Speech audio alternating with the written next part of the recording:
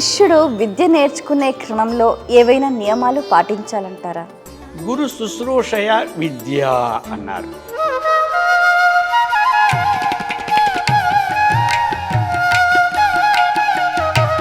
ఈ జ్ఞానానికి ఆత్మ విజ్ఞానానికి ఉన్న వ్యత్యాసం?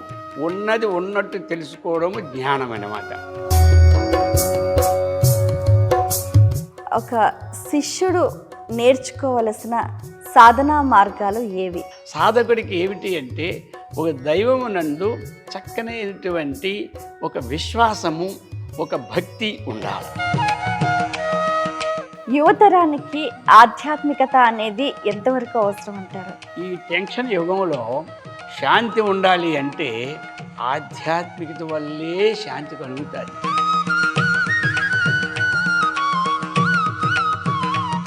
ఆ యొక్క పత్రిజీ గారు అందించిన ధ్యానయోగం అది చాలా అద్భుతమైనది, లోకానికి మహా ఉపకారమైన సాధన. గురు సాంగత్యం సీజన్ 2 ప్రతి గురువారం రాత్రి 9 గంటలకు మీ PMCలో.